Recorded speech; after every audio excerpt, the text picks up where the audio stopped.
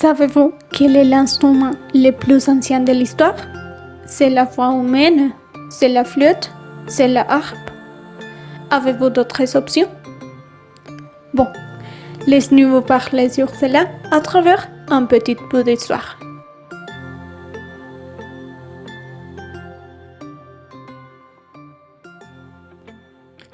La musique a été un élément qui a fait partie de la vie de l'être humain depuis qu'il existe. C'est pour cette raison qu'elle est peut-être plus ancienne que la capacité de parler. En raison de cela, il y a des registres en peinture et des preuves sur l'existence d'instruments musicaux de plus de 43 000 ans, surtout de l'existence des flûtes faites en haut des animaux par l'Homo sapiens. Malgré cela, l'utilisation de ces instruments par rapport aux créations musicales est inconnue. Quel autre type d'instrument croyez-vous qu'utilisait l'Homo sapiens? Ils ont été les instruments de percussion, comme les pierres, et se fait en bois et en peau d'animaux, particulièrement des tambours et des tambours de basque.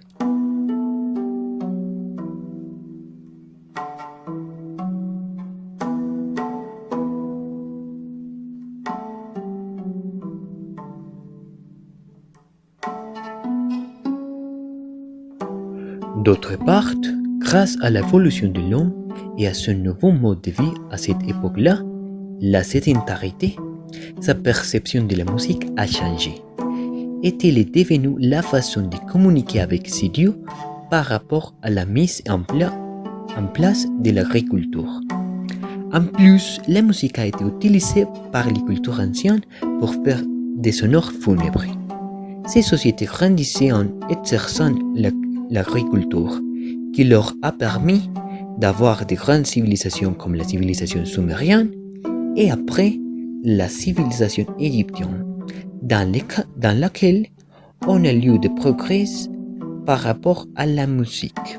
Mais savez-vous quel groupe de personnes dans la société égyptienne était remarqué pour leur talent en jouant de la musique? Accompagnez-nous pour le savoir. Tout d'abord, nous allons parler sur l'héritage musical égyptien.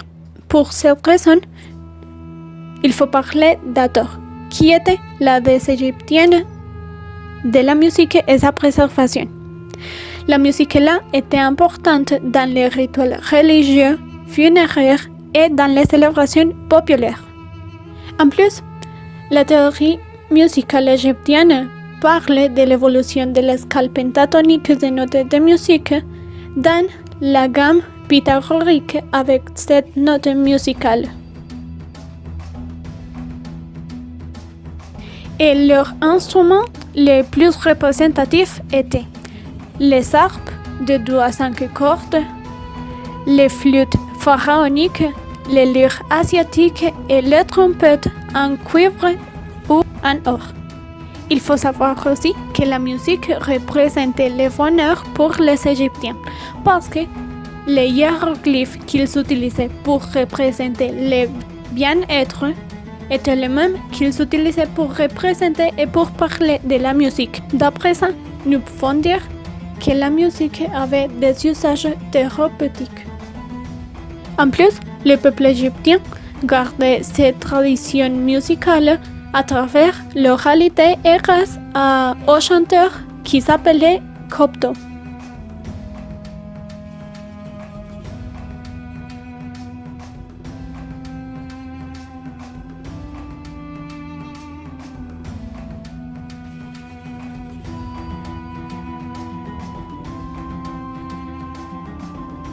Maintenant, nous allons vous donner la réponse à la question. Les femmes et les aveugles étaient le groupe de personnes remarquées pour leur talent en jouant de la harpe. Par ailleurs, il faut aussi parler du progrès de la musique grâce à la civilisation de la Grèce antique, où elle a été utilisée dans ses célébrations, ses funérailles, au théâtre et en récitant de la poésie, et où la lyre, la cithare, la flûte de pan et l'orgue hydraulique ont été des instruments représentatifs. La représentation écrite de la musique, les études rythmiques et les gammes sont les contributions les plus importantes du peuple grec à la théorie musicale.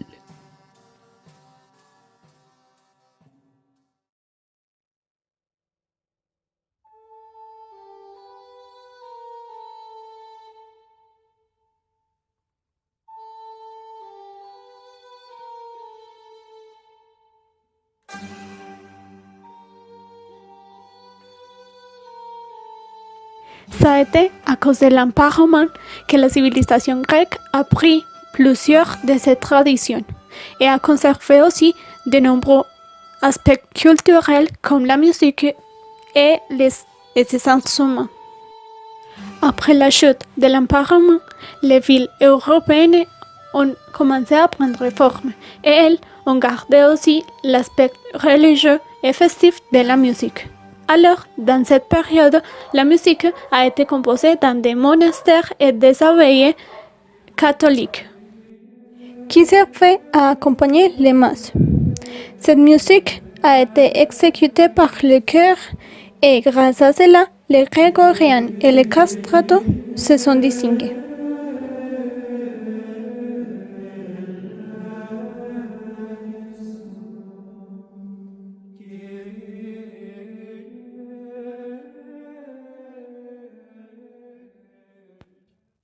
Concernant la musique festive, la figure du jongleur, du troubadour et du barde était notable, chargé de transmettre la tradition orale à travers des poèmes récités et accompagnés d'instruments comme la lyre, les luths ou les tambours.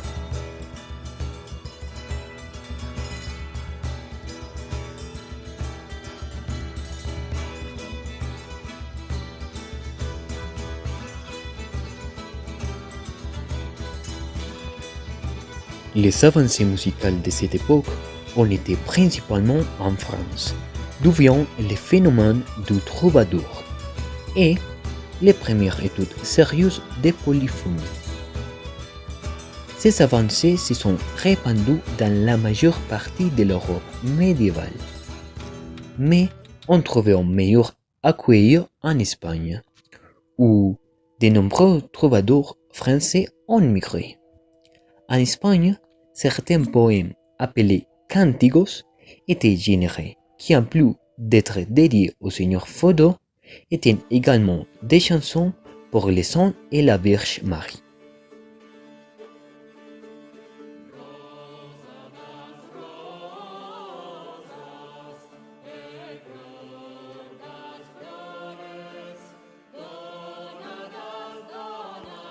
Plus tard, en 1492, un Portugais basé en Espagne, du nom de Christophe Colomb, entreprit un voyage de plus de 2 mois vers les Indes, en traversant l'océan Atlantique, ce qui les conduirait à atterrir sur l'île de Guanahani, aujourd'hui les Bahamas, et a marqué ainsi la découverte de l'Amérique pour l'Europe médiévale.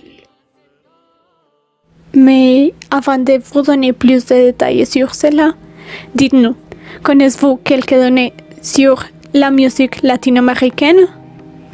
C'est possible que vous connaissiez une information sur les Incas, les Mayas et les Aztèques.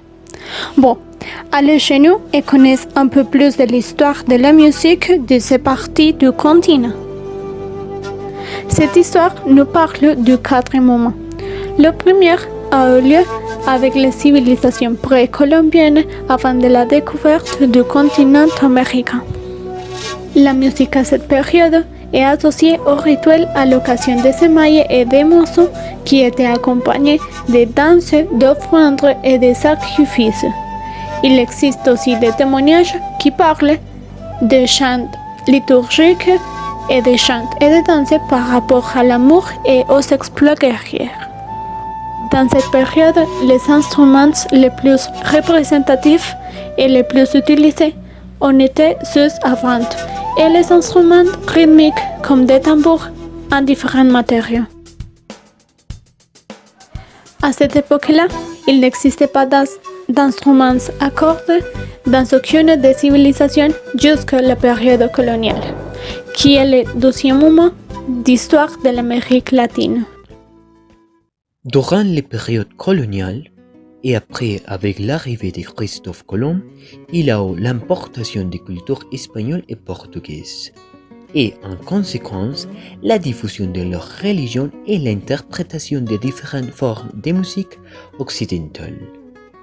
Néanmoins, il y avait certains qui encourageaient la musique indigène.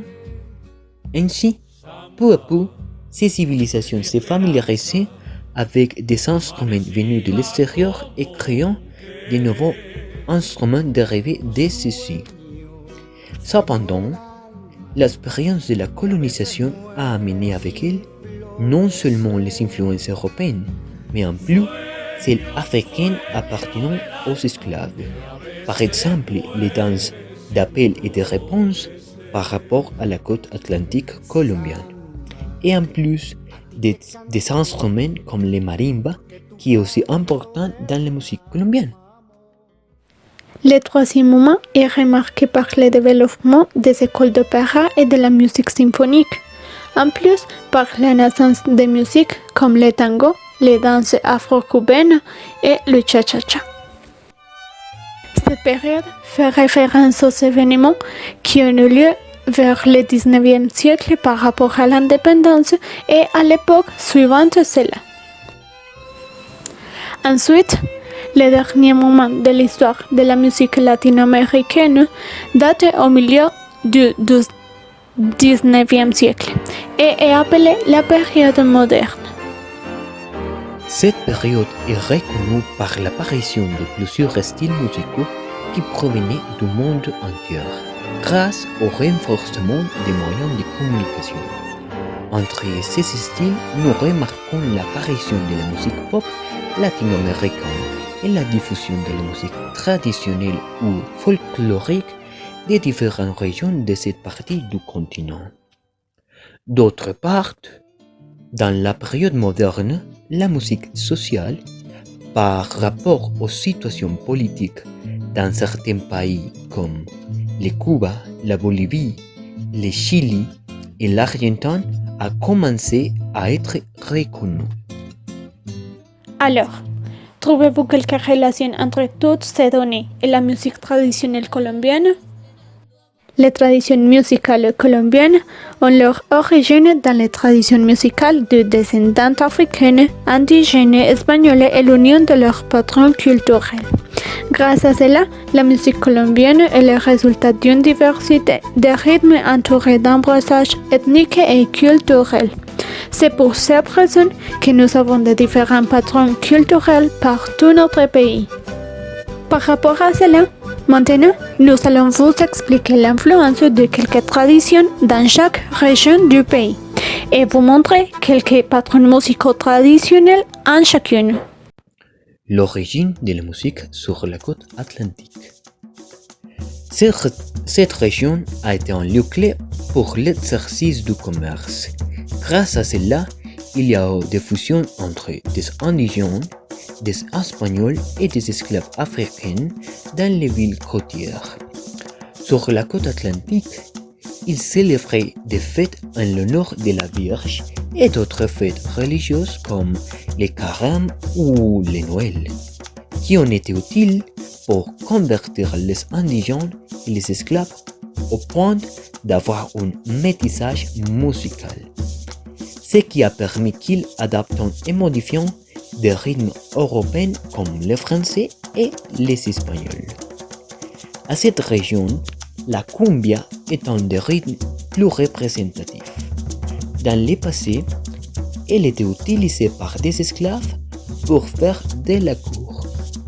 Un des chanteuses célèbres pour son interprétation de ce rythme est Toto la Momposina. À la région andine, il y a aussi un rythme célèbre appelé bambuco. Ce rythme est le résultat de l'évolution et la modification des danses hispano-américaines appelées le fandanquillo et le capituc. Ces rythmes ont aussi eu leur origine dans des danses espagnoles comme le fandango et le bolero. À cette région, la musique a eu son origine avec des célébrations religieuses comme les Corpus Christi et le Noël, ce qui a provoqué l'union du peuple espagnol et indigène. Et un des chanteurs représentatifs du bambuco, principalement entre les années 60 et 70, on était Silva et Villalba. D'autre part, sur la côte pacifique colombienne, il y a d'autres rythmes. Un de ceux est appelé curulao, qui remarque l'un des plus importants héritages des Africains dans cette partie du pays.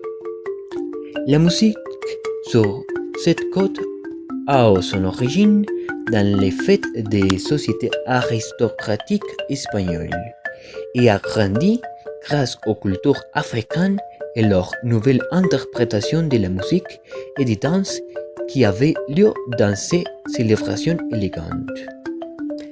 De plus, il faut dire que la religion catholique a influencé le rituel des esclaves en les remplaçant par des salves et des chants religieux populaires.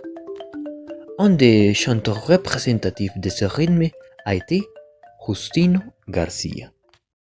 D'entre tous ces rythmes traditionnels qui existent dans notre pays, nous allons remarquer un autre qui appartient à la région Orinoquia à l'est du pays. Un de ces chanteurs représentatifs est Cholo Valderrama. Il faut dire aussi qu'à cette région, les traditions musicales sont liées aux chants des paysans espagnols et à la relation du peuple natif avec des instruments à cordes comme le violon et les harpes. Pour cette raison, ils ont pris ces bases musicales pour composer leur musique en utilisant des maracas.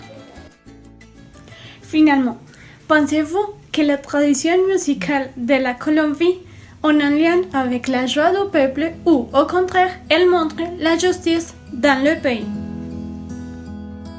Eh bien, êtes-vous d'accord ou en désaccord que la musique colombienne peut être perçue comme un symbole d'identité?